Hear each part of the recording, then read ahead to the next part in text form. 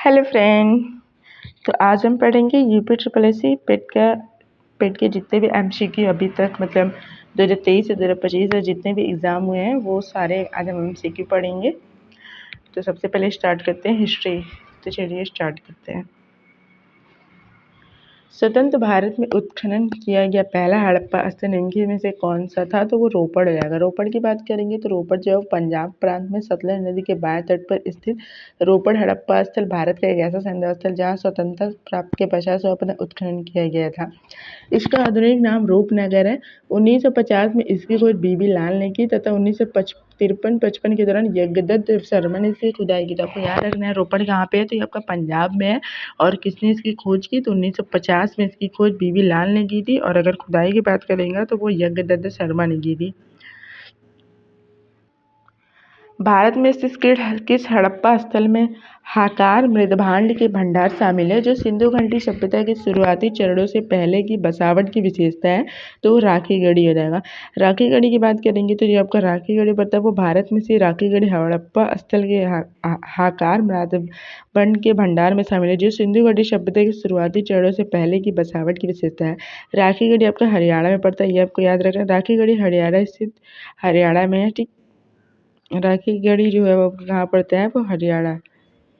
फिर आगे चलते हैं वैदिक संत ऋषि मुनि के अनुसार पुरानी पवित्र नदियों सरस्वती और दसदधी के बीच का भूभाग का नाम किस नाम से जाना जाता है? तो वो ब्रह्मवर्त हो जाएगा। ब्रह्मवर्त। ऋषि मुनि के अनुसार ब्रह्म सरस्वती और दसदधी नदी के संगम पर स्थित था। ब्रह्मवर्त प्रदेश में ऋषियों ने वेदों और अन्य वैदिक ग्रंथों की क्या की थी? रचना की थी। उसके बाद आगे बात करेंगे तो किस पुराण में महर्षि वेद व्यास ने गढ़वाल की 4 धामों का सविस्तार वर्णन किया है? तो वो आपका स्कंद पुराण हो जाएगा। किस पुराण में महर्षि वेद व्यास ने गढ़वाल के 4 धामों का सविस्तार वर्णन किया? तो वो आपका स्कंद पुराण। ऋग्वेद में विश्वामित्र नामक एक ऋषि और किन 2 नदियों के बीच संवाद है? तो वो आपका व्यास और सतलज है। ऋग्वेद के तीसरे मंडल में विश्वामित्र नदी कथा नामक कथोकथन में ऋषि विश्वामित्र तथा शतुद्री और विपाशा नामक नदियों के मध्य संवाद का वर्णन है। इन दोनों नदियों का वर्तमान नाम व्यास और सतलज रहेगा। वेद के अंतिम भागों को निम्नलिखित में से किस नाम से जाना जाता है? तो वो उपनिषद हो जाएगा। उपनिषद वैदिक ग्रंथ है। वेद 4 होते हैं यथा ऋग्वेद, यजुर्वेद, सामवेद, अथर्ववेद। संहिता, ब्राह्मण, आरण्य एवं उपनिषद वेदों के 4 घटक हैं। इनमें से उपनिषद वेदों के अंतिम भाग है, इस कारण इन्हें वेदांत भी कहा जाता है। उपनिषदों की संख्या 108 है। इनमें से 13 जो है प्रसिद्ध है। प्राचीन कौशल साम्राज्य की राजधानी बौद्धों के लिए पवित्र है क्योंकि यहीं पर बुद्ध ने अपने सबसे महान चमत्कार किए थे जिसमें उनकी कई छवियों का निर्माण भी शामिल होता है। तो यानी कि कौशल साम्राज्य की राजधानी क्या थी? तो वो आपकी श्रावस्ती हो रहेगी। प्राचीन भारत की श्रावस्ती कौशल प्रदेश की राजधानी थी जो राप्ती नदी के तट पर स्थित था। ठीक है। माना जाता है कि गौतम सिद्धांत ने अंतिम अनुभूति के लिए बोध गया जाने से पहले साल तक निम्नलिखित किस स्थान पर जो है वो आपको पवित्रतापूर्वक ध्यान किया था? तो वो आपका डोंगेश्वरी गुफा। बौद्ध धर्म में ऐसा माना जाता है कि बोध गया जाने से पहले गौतम बुद्ध ने डोंगेश्वरी गुफा में कई साल लगभग 6 वर्षों तक तपस्या की थी। यहीं पर सुजाता नामक महिला ने उन्हें जलपान कराया था। यह माना जाता है कि बुद्ध को यहीं पर मध्यम मार्ग का ज्ञान प्राप्त हुआ था। निम्नलिखित में से किस बौद्ध स्थल पर महिलाओं को पहली बार संघ में नियुक्ति किस बौद्ध स्थल पर महिलाओं को पहली बार संघ में नियुक्त किया गया था? तो वो आपका वैशाली हो जाएगा। बौद्ध धर्म में महिलाओं को पहली बार प्रवेश आनंद के आग्रह पर वैशाली में दिया गया था। ठीक है, तो कहाँ पे दिया गया था? वैशाली में। महावीर और उनके अनुयायियों की शिक्षा कई शताब्दियों तक मौखिक रूप से प्रसारित होती रही। इन्हें लगभग 1500 वर्ष पहले लिखा गया था। वर्तमान में वे निम्नलिखित किस स्थान पर उपलब्ध है? तो वल्लभी गुजरात रहेगा। ठीक है। महावीर स्वामी को जिन के नाम से जाना जाने लगा, जिन का क्या अर्थ है? तो जिन का अर्थ विजेता होता है। जैन धर्म के 24वें और अंतिम दिन का महावीर स्वामी को कैवल्य की प्राप्ति के बाद जिन उपाधि से विभूषित किया गया। यह जिन का अर्थ होता है विजेता। जिनके अतिरिक्त उन्हें आहार्य यानी कि योग, निर्ग्रंथ यानी कि बंधन रहित, केवलीन आदि उपाधियां प्राप्त हुई। जैन धर्म के प्रथम तीर्थंकर आदिनाथ या मौर्य वंश पे आ जाते हैं। सारनाथ जो अशोक स्तंभ के लिए प्रसिद्ध है, वाराणसी से 10 किलोमीटर उत्तर पूर्व में किन 2 नदियों के संगम पर स्थित है? तो गंगा और वरुणा हो जाएगा। ठीक है। वाराणसी में ही नगर से 10 किलोमीटर दूरी पर से सारनाथ गंगा और इसकी सहायक नदी वर्धा नदियों के संगम पर स्थित है। सारनाथ अशोक स्तंभ, धम्मिक स्तूप, मृगदाव तथा बौद्ध संग्रहालय के लिए प्रसिद्ध है। गौतम बुद्ध ने ज्ञान प्राप्ति के बाद अपना पहला उपदेश अपने 5 अनुयायियों के साथ सारनाथ में दिया था, जिसे धर्मचक्र परिवर्तन कहा जाता है। ठीक, धर्मचक्र परिवर्तन कहा जाता है। किस मौर्यकालीन शासक ने सबसे पहले धम्म महामात्र के पद को स्थापित किया था? तो वो आपका क्या हो जाएगा? अशोक।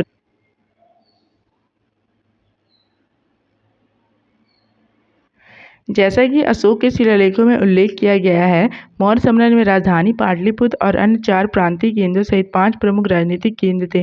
निम्न से कौन सा प्रांतीय केंद्र नहीं था? तो वो इंद्रप्रस्थ आपका नहीं था। ठीक है। मौर्य साम्राज्य का 5 प्रांत विभाजित है, जिनमें के उत्तरापथ, जिसकी राजधानी तक्षशिला, दक्षिणापथ के सुवर्णगिरी, अवंती का उज्जैनी हो जाएगा, प्रासी यानी कि पूर्व प्रदेश का पाटलिपुत्र, कलिंग का तोष्टी हो जाएगा।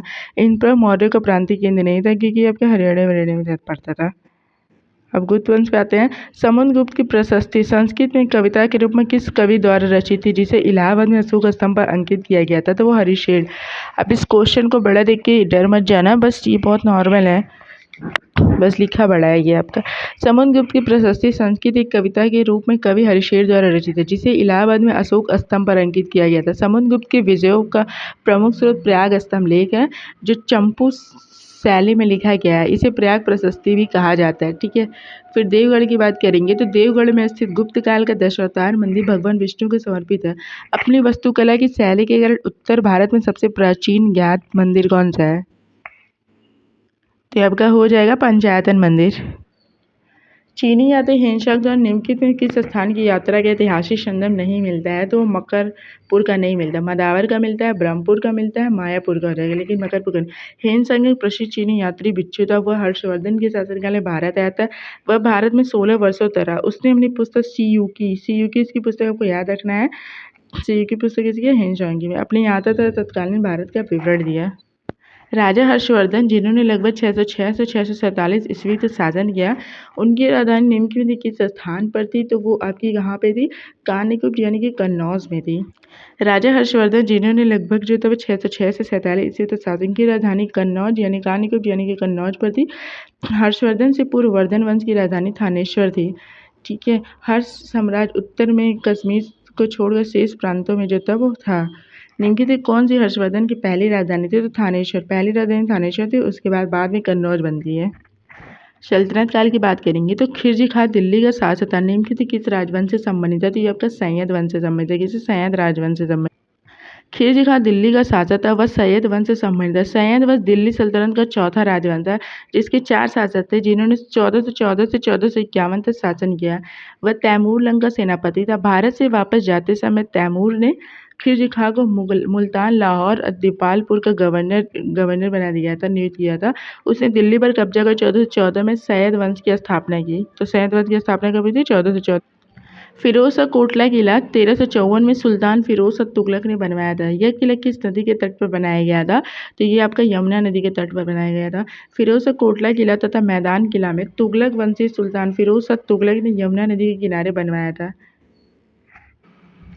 बाबर के आक्रमण के समय विजयनगर साम्राज्य का शासक कौन था? तो आपका कृष्णदेव था, कृष्णदेव राय था।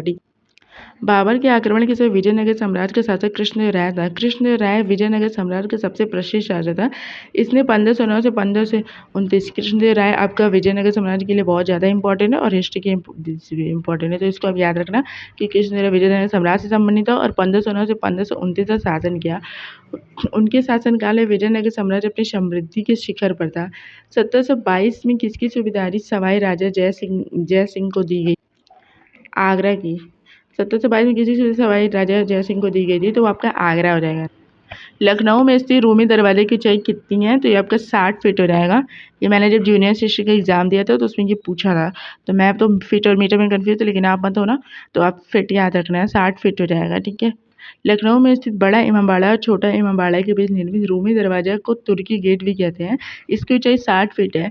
इसे अवध के नवाब आशफ उद्दौला ने वर्ष 1784 में बनवाया था। अकबरनामा का कौन सा खंड अकबर के प्रशासन, घर, सेना, राजस्व और उसके साम्राज्य के भूगोल से संबंधित है, जिसे आईने अकबरी के नाम से जाना जाता है? तो ये आपका तीसरा हो जाएगा, तीसरा खंड हो जाएगा। अकबरनामा का तीसरा खंड अकबर के प्रशासन, घर, सेना, राजस्व और उसके साम्राज्य के भूगोल से संबंधित है, जिसे आईने अकबरी के नाम से जाना जाता है।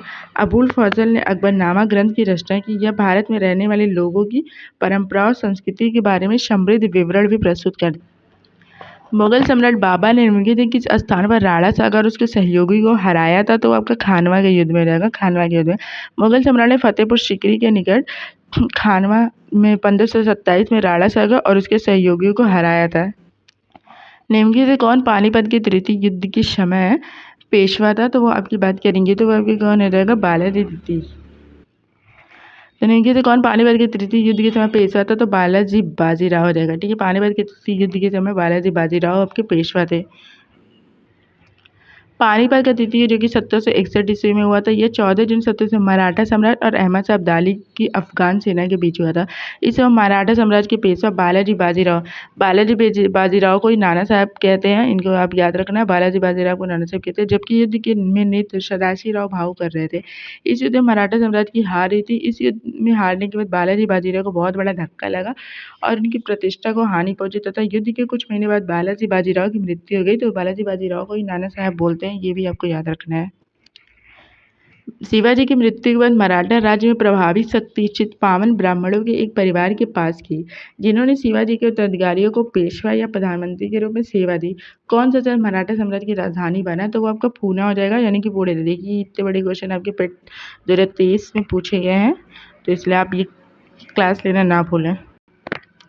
प्रमुख मराठा प्रमुखों को उनके क्षेत्र के संबंध में मिलान करें। तो ये आपका दिया, आपको मिलान करना है। तो सिंधिया की बात करेंगे तो सिंधिया आपका उज्जैन में पड़ता है, सिंधिया आपके उज्जैन में थे। होलकर की बात करेंगे तो होलकर आपके इंदौर में हो जाएंगे। गायकवाड़ आपके बड़ौदा में हो जाएंगे। भोसले की बात करेंगे तो भोसले आपके नागपुर में हो जाएंगे। तो आपको याद रखना है, सिंधिया आपका उज्जैन, होलकर आपके इंदौर, गायकवाड़ आपके बड़ौदा रहेंगे, भोसले आपके नागपुर रहेंगे। 1856 में लॉर्ड डलहौजी के दिन अवध पर कब्जा करने के फलस्वरूप क्या हुआ? इंडियन नेशनल कांग्रेस का गठन हुआ, ईस्ट इंडिया कंपनी का विघटन हुआ, वर्साई की संधि पर हस्ताक्षर हुआ, ब्रिटिश शासन के विरुद्ध 1857 का विद्रोह हुआ। तो आपकी बात करेंगे तो आपके ये हुआ 1856 में ब्रिटिश शासन के विरुद्ध 1857 का विद्रोह था। 1856 में लॉर्ड डलहौजी के दिन अवध पर कब्जा करने के पीछे मुख्यतः कुशासन का आरोप था, जिसके तहत लॉर्ड डलहौजी ने अवध के नवाब वाजिद अली शाह को पदच्युत करके 1856 में अवध को ब्रिटिश साम्राज्य में मिला लिया। अवध का यह विलय 1857 में भारतीय विद्रोह का कारण था। कोलकाता स्थित फोर्ट विलियम कॉलेज की स्थापना 1800 में किसने की थी? तो रिचर्ड वेलेस्ली ने की थी।